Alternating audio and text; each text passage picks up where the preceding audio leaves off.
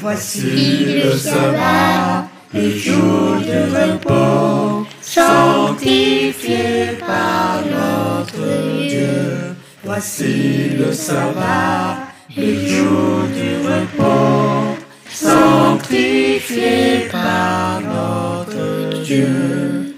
Amen. Amen. Amen. Amen. Amen. Amen. Amen. Amen. Amen. Amen. Amen. Amen. Amen. Voici le sabbat, le jour de repos, sanctifié par notre Dieu. Voici le sabbat, le jour du repos, sanctifié par notre Dieu. Alors, je vous invite à regarder une étude avec moi. Selon une étude menée en ligne par Barma Group auprès d'environ 3000 adultes, adolescents et pasteurs, la plupart des pasteurs sont en lutte avec la pornographie. L'étude comptant 432 pasteurs et 338 jeunes pasteurs fut commandée par Josh McDowell Ministry en Cru pour un sommet en avril 2016. Donc, à quelques années d'ici. L'étude a examiné l'effet de la pornographie sur les pasteurs, les églises, les populations en général et les jeunes. Que nous rapporte cette étude, mesdames et messieurs, frères et sœurs? Barna rapporte que la plupart des pasteurs, 57%, et des jeunes pasteurs, 64%, admettent qu'ils sont en lutte actuellement ou qu'ils ont lutté contre la pornographie. 64% des jeunes pasteurs de ces jours-ci luttent avec la pornographie. Nous pouvons donc comprendre la neutralisation de la puissance du Saint-Esprit. 64%. D'accord? Dans l'ensemble. 21% des jeunes pasteurs et 14% des pasteurs plus âgés admettent qu'ils ont actuellement des problèmes avec l'utilisation de la pornographie. Nous sommes en train de parler de maintenant. Admettent cela maintenant. C'est grave. L'étude nous dit que plus d'un pasteur sur 10, 12%, et d'un pasteur sur 20, c'est-à-dire les jeunes pasteurs, ont déclaré avoir une dépendance à la pornographie. En comparaison, 47% des hommes et 12% des femmes en général se tournent vers la pornographie au moins 1 à 2 fois par mois, tandis qu'environ 27% des hommes chrétiens et 6% des femmes chrétiennes sont activement à la recherche d'images pornographiques. 27% des hommes chrétiens. Mesdames et messieurs, nous étions en 2016 et c'est sur un échantillon de 3000 personnes. D'accord? La moitié des jeunes pasteurs, c'est-à-dire, et 37% des pasteurs, c'est-à-dire les pasteurs déjà âgés, ont visité un site web qu'ils savaient être pornographique. Même s'ils n'en ont pas nécessairement visionné, mais ils l'ont visité et ils savaient que c'était un site pornographique. Parmi les jeunes pasteurs, 46% ont zappé sur une chaîne pour adultes ou un film à caractère érotique, contre 37% des pasteurs plus âgés. Et 30% des jeunes pasteurs et 12% des pasteurs ont recherché des images pornographiques sur les réseaux sociaux. Environ un quart des jeunes pasteurs, 27%, et des pasteurs, 23%, se sont procurés des supports imprimés de pornographie tels que des magazines. Oui. Une grande majorité des pasteurs consommant actuellement des ressources pornographiques ont déclaré que cela avait un impact négatif sur leur ministère, bien évidemment. 75% des jeunes pasteurs, nous sommes montés à 75% des jeunes pasteurs et 64% des pasteurs, c'est-à-dire des pasteurs déjà âgés, bien qu'il y ait 2 fois plus de jeunes pasteurs, 44%, que de pasteurs plus âgés, 18%, qui aient répondu que c'était très vrai. Qu'est-ce qui était vrai? C'est-à-dire qu'une majorité de pasteurs consomment actuellement des ressources pornographiques. Ils sont 75%. Ils sont 75%, mesdames et messieurs, frères et sœurs. 75%. Ils déclarent que c'est vrai. La grande majorité des pasteurs ont déclaré, c'est-à-dire 87%, ont déclaré avoir honte de leur habitude. Et plus de la moitié, 55%, vivent dans la peur constante que d'autres découvrent leur utilisation de la pornographie. Oui, parce que cela rejaillit dans notre vie spirituelle. Et nous allons découvrir ce qu'est vraiment la pornographie. C'est l'arme fatale de l'ennemi. C'est pour ça que lorsqu'un homme est rempli de l'esprit, ou d'ailleurs une femme, ce n'est pas par l'argent qu'on commence à l'attaquer. C'est par la sexualité. Et si on vous atteint par la sexualité, vous savez que votre ministère est éteint aussi.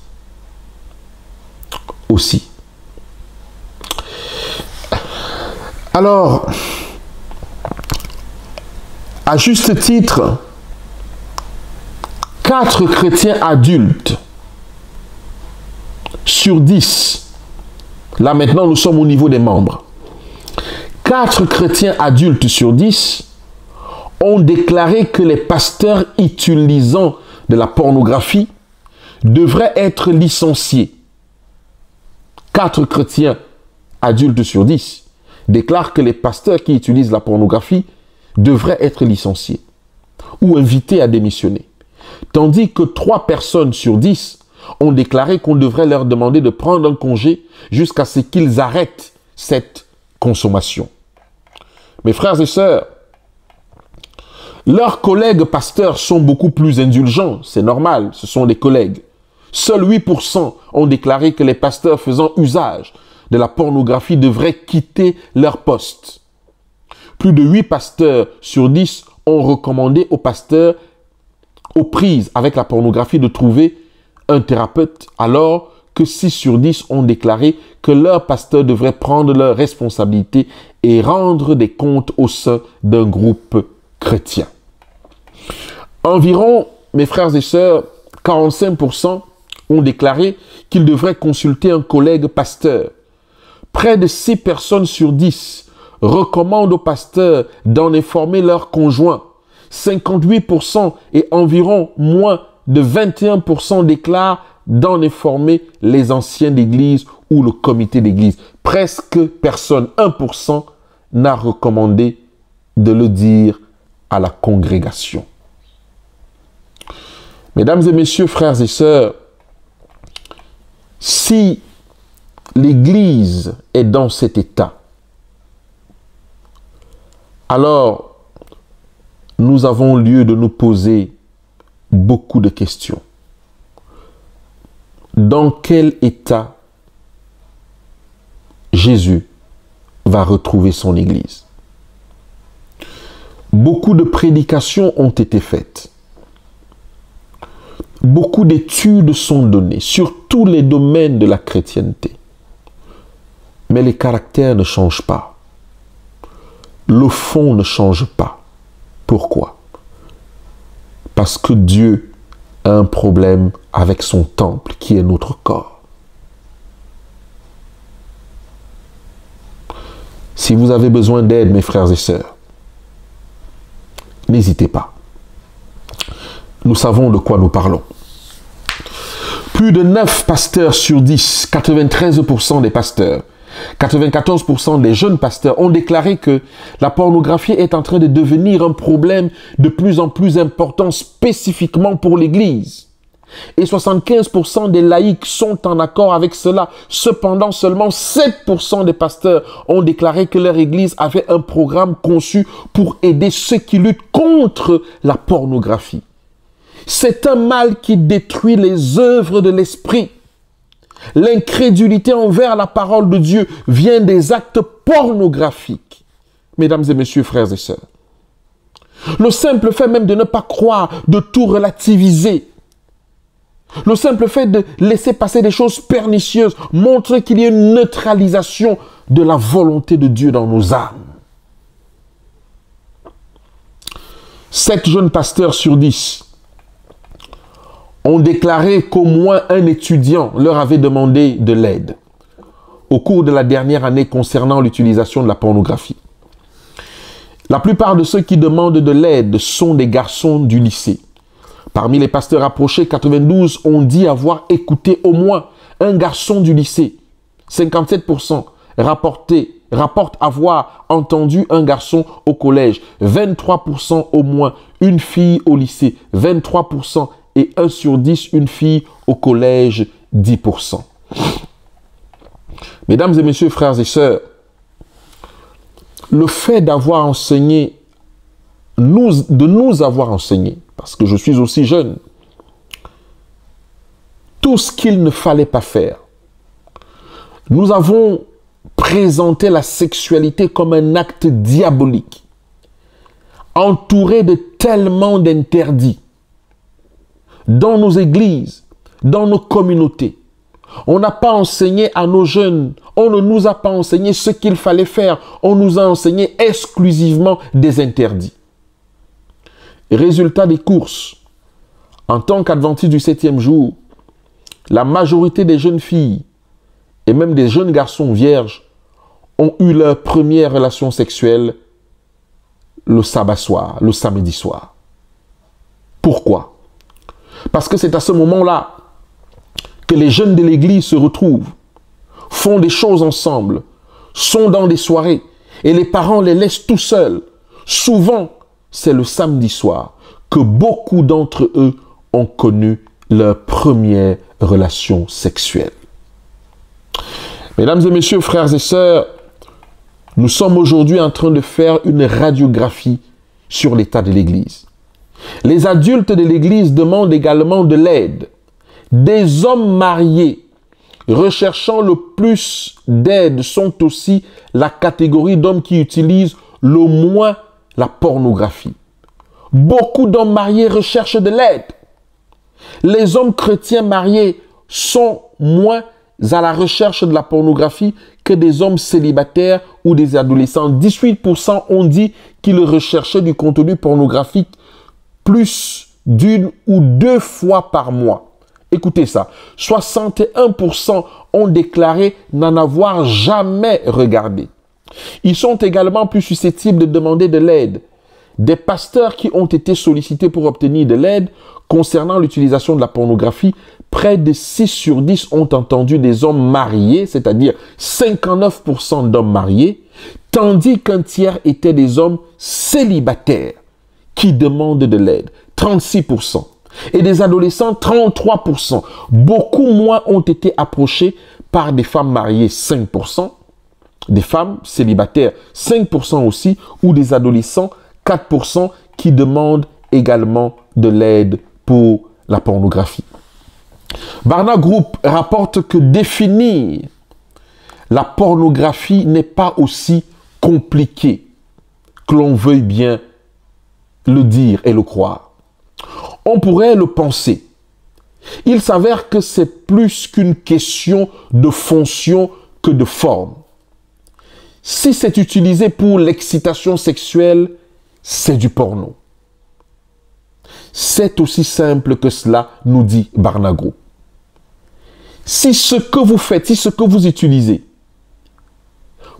c'est utilisé pour l'excitation sexuelle, c'est du porno, c'est aussi simple que cela. Ils disent que chez les adolescents, l'utilisation régulière de la pornographie commence jeune, environ un jeune adulte sur 4 âgé de 25 à 30 ans, 27%, a déclaré avoir regardé la pornographie pour la première fois avant d'atteindre la puberté. Mesdames et messieurs, dans vos maisons, que regardent vos enfants? Dans vos iPads, dans vos télévisions, dans vos téléphones, dans les ordinateurs. Que regardent vos enfants? En revanche, environ la moitié seulement, 13% des personnes âgées de 31 à 50 ans, ont commencé à regarder de la pornographie avant la puberté. La moitié des adolescents ont déclaré tomber sur la pornographie au moins une fois par mois. Qu'ils la recherchent ou non, ce nombre passe à 70% pour les jeunes adultes. Environ un quart des adolescents dans l'église, 26% âgés de 13 à 17 ans, regardent la pornographie au moins une fois par semaine. Une fois par semaine. Le nombre passe à 38% des adultes âgés de 18 à 24 ans et redescend à 25% pour ceux âgés de 25 à 30 ans. Regardent une fois par semaine, mesdames et messieurs, frères et sœurs. Alors que le pourcentage d'hommes domine toujours dans l'utilisation de la pornographie de plus en plus, de femmes s'y mettent aussi. Un tiers des adolescents et de jeunes femmes, 33%, ont déclaré avoir consulté du contenu pornographique au moins une fois par mois. Tandis que 12% des femmes de plus de 25 ans ont déclaré la même chose. Certaines images pornographiques sont personnelles. Les 2 tiers des moins de 24 ans ont déclaré avoir reçu une image pornographique sexuellement explicite d'une personne qu'ils connaissaient. Oui, mes frères et sœurs, dans la chrétienté, on s'envoie ce genre d'image. 70%, tandis que 44% ont déclaré avoir envoyé une image de ce genre. De plus, mesdames et messieurs, frères et sœurs, la stigmatisation sociale de la visualisation de la pornographie s'estompe. On ne regarde plus d'un mauvais œil, souvent c'est plutôt attirant et c'est souriant. D'ailleurs, des termes liés à la pornographie parcourent les chemins et les couloirs de l'Église, constamment et souvent tout le temps. Des paroles en dessous de la ceinture continuent à émailler, à faire vivre des discussions des frères et des sœurs. Lors du classement d'une liste d'articles moralement répréhensibles, les adolescents et les jeunes adultes ont déclaré que ne pas recycler était plus inacceptable que de regarder des images pornographiques. Enfin, Barna Group déclare également que les chrétiens pratiquants sont 2 fois plus susceptibles de se sentir coupables que les autres. Et je vous ai mis ici, mesdames et messieurs, frères et sœurs, la source Barna Group 2016 de Porn Phenomenon, c'est-à-dire, et vous avez la référence également, les références où vous pouvez faire cette recherche et retrouver toutes ces informations. Nos cerveaux ne sont pas branchés pour recevoir ce genre d'images. Souvent pendant des heures et chaque semaine, pour ceux qui regardent des films pornographiques, pour ceux qui se masturbent, sans en être affectés. Et selon une étude réalisée il y a plusieurs années par le journal of the Adolescent Health, un usage prolongé de la pornographie à l'adolescence conduit, mesdames et messieurs, frères et sœurs, à un sentiment exagéré de la sexualité dans la société et à banaliser l'idée de la promiscuité, dévaluant ainsi l'abstinence au scepticisme quant au rôle de l'amour dans l'intimité sexuelle, à l'idée que le mariage est un emprisonnement. L'étude démontre aussi que chez les consommateurs du porno entre 18 et 26 ans, on observe une hausse sensible de partenaires sociaux, de rapports sexuels occasionnels, de toxicomanie, d'aventures extra-conjugales. Que de dégâts dans le peuple de Dieu à cause de la pornographie, de ce qui n'a pas été enseigné et qui est enseigné par la babylonienne. La dépendance sexuelle, qui est pour beaucoup d'hommes et de femmes une dure réalité, peut résulter de l'usage de la pornographie. La dépendance sexuelle à la pornographie est tout aussi grave que la dépendance à l'alcool, la drogue, et peut conduire à faire une consommation obsessionnelle insatiable de la pornographie visuelle. Le visionneur étant amené à rechercher une fréquence accrue, toujours plus de matériel pervers, excusez-moi, toujours plus de matériel pervers. La dépendance à la pornographie peut aussi entraîner la perte du sommeil et de l'efficacité. La dépendance à la pornographie peut aussi entraîner la perte du sommeil et de l'efficacité, une baisse de plaisir et de rendement au travail, et même conduire à des activités criminelles, pornographie juvénile, abus, etc. Je vous invite, mes frères, mes sœurs, chers amis chrétiens, à nous poser un certain nombre de questions. Où en es-tu avec le temple de Dieu? Où en es-tu avec ton corps? Ce n'est pas un message de condamnation. Toi et moi et eux, tout le monde est concerné. Les pasteurs sont concernés, les anciens, les dirigeants, les membres d'église dans cette étude ont été concernés. Tu es concerné. Qu'enseignes-tu à tes enfants? Laisses-tu l'ennemi enseigner à tes enfants ce que c'est que la pornographie? Ou alors, veux-tu le faire en montrant à tes enfants ce que c'est que la sexualité, l'arme fatale de Dieu? Écoutez ce que Madame Ellen White déclare dans cette citation. La transmission du vice. La satisfaction des passions charnelles a affaibli leur cerveau et miné leur constitution depuis leur jeunesse. L'abnégation et la tempérance devraient être le maître mot d'ordre de leur vie conjugale, en sorte que les tendances charnelles des enfants ne soient pas renforcées et qu'ils ne risquent pas de se trouver déficients sur le plan moral et intellectuel. Elle dit, le vice, c'est-à-dire la masturbation, nous y reviendrons, a atteint pratiquement tous les enfants. Le vice peut être aussi autre chose. Elle dit, quelle en est la cause?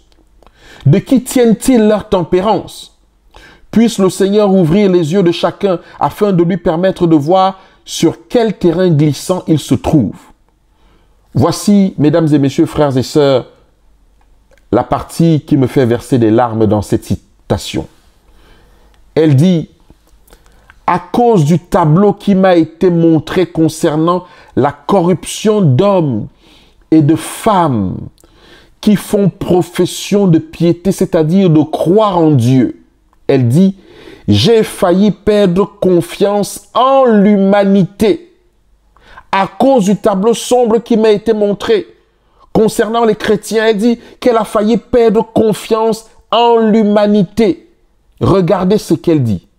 J'ai vu que presque tous étaient comme hébétés.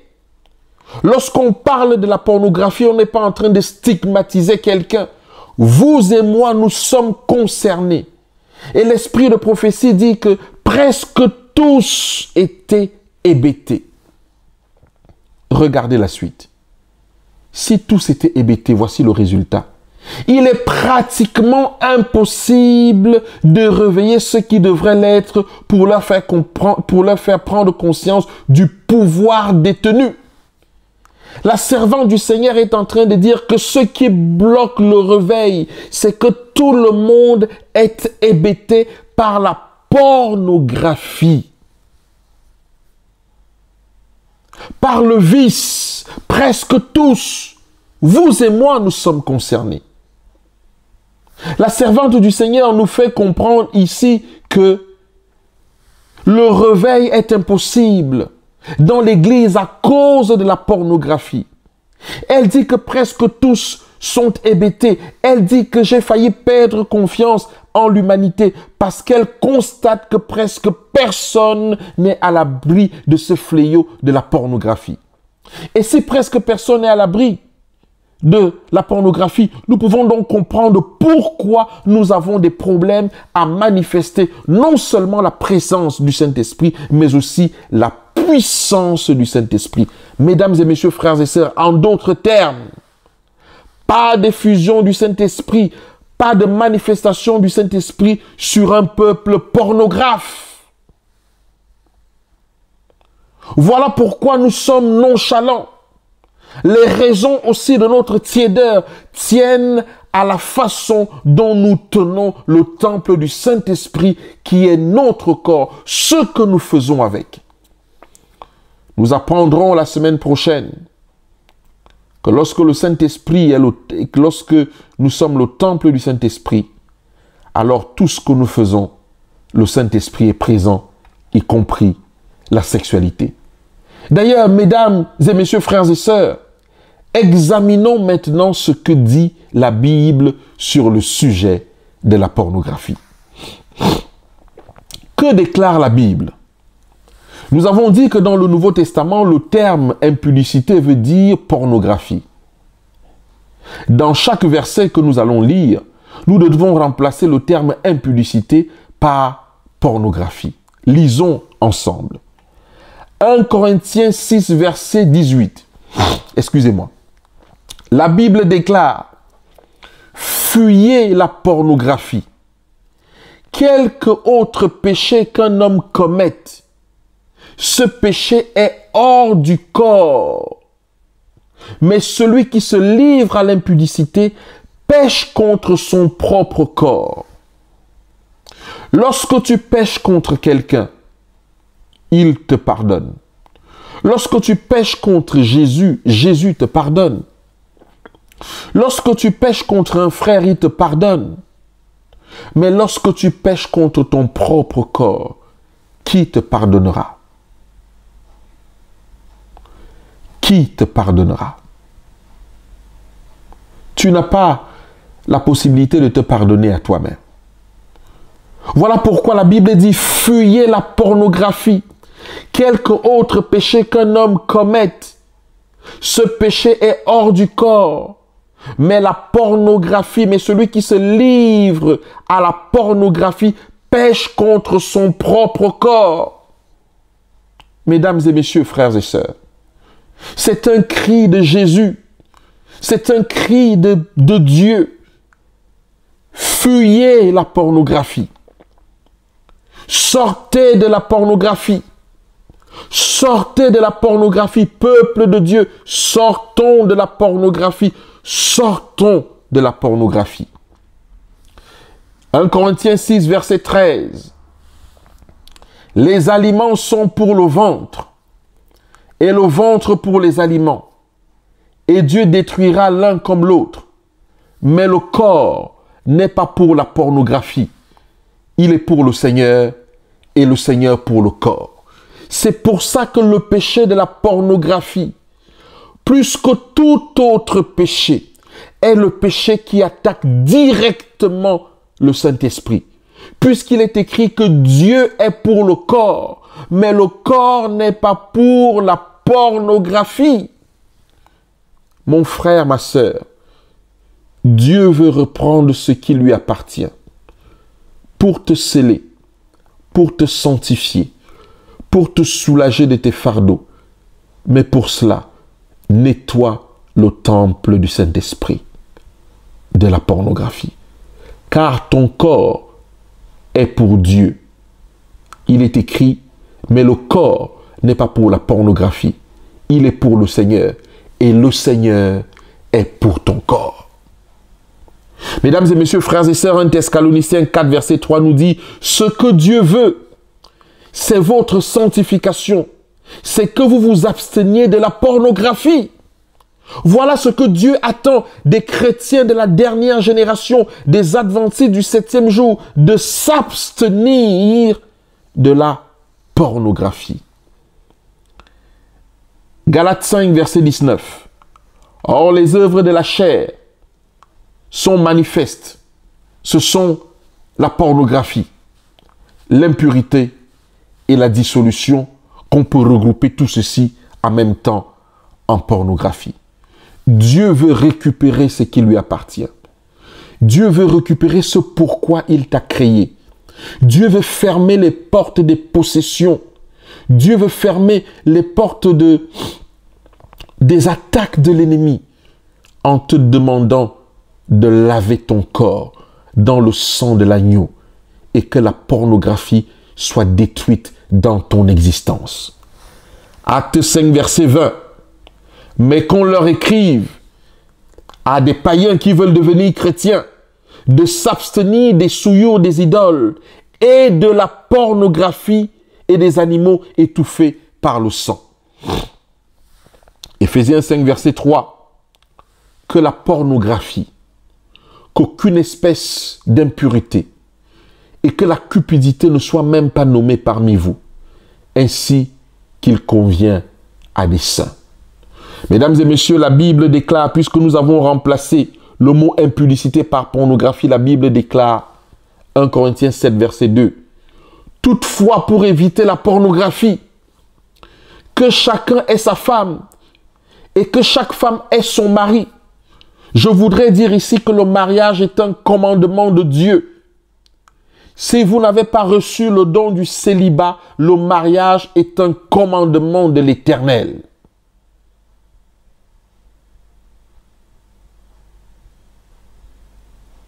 Pour éviter l'impudicité, la Bible déclare, pour éviter la pornographie, la Bible déclare que chacun ait sa femme et que chaque femme aime son mari et son mari. Jude 1, verset 7. Que Sodome et Gomorrhe et les villes voisines qui se livraient comme eux à la pornographie et à des vices contre nature sont donnés en exemple, subissant la peine d'un feu éternel. Voilà pourquoi le Seigneur dit, sortez du milieu d'elle, mon peuple. Et Acte 21, verset 25 déclare, à l'égard des païens qui ont cru, nous avons décidé et nous leur avons écrit qu'ils eussent à s'abstenir des viandes sacrifiées aux idoles, du sang des animaux étouffés et de la pornographie. Voilà ce que les disciples demandent aux païens qui se convertissent à l'évangile. 2 Corinthiens 12, verset 21 déclare, « Je crains qu'à mon arrivée, mon Dieu ne m'humilie de nouveau à votre sujet, et que je n'ai à pleurer sur plusieurs de ceux qui ont péché précédemment et qui ne se sont pas repentis de la pornographie, de l'impureté, de la pornographie et des dissolutions auxquelles ils se sont livrés. » Elle est tombée, Babylone la Grande. Elle est devenue un repère de tout esprit impur. Pourquoi? Parce que tous les rois de la terre ont bu du vin de la fureur de son impudicité. Il est vrai qu'on parle ici de culte des idoles, de la mauvaise doctrine. Quand on est dans Apocalypse 18, nous sommes dans le figuratif, dans l'expression des cultes des idoles, comme je l'ai dit, des fausses doctrines. Et le Seigneur nous invite à sortir de cela. Mais je vous invite également aujourd'hui à reconsidérer la lecture que nous faisons d'Apocalypse 18. Non seulement le prendre dans ce sens, le culte des idoles et autres, mais le prendre aussi dans le sens réel de la chose. Sortir de la pornographie. La Bible déclare dans Apocalypse 18, verset 3, mes frères et sœurs, sortez du milieu d'elle, mon peuple. La Babylonienne a abreuvé du vin de la fureur de son impudicité, des fausses doctrines, des fausses interprétations de la Bible, du culte des idoles et des hommes. La Bible dit sortez de là. Mais aussi, la Bible, lorsque nous prenons dans le sens réel du mot impudicité, pornographie, la Bible nous invite en même temps à sortir de toutes les pratiques pornographiques de la Babylonienne. Oui, mes frères et sœurs. Et je voudrais te prier de ne pas avoir honte de ta situation. Parce que tu n'es pas seul. Cherche de l'aide. Et si tu as besoin d'aide, tu peux nous contacter. Nous prierons pour toi. Si tu te masturbes, nous pouvons prier pour toi. Nous pouvons t'aider à sortir de là. Nous pouvons te mettre en contact avec des professionnels qui peuvent t'aider à sortir de la pornographie.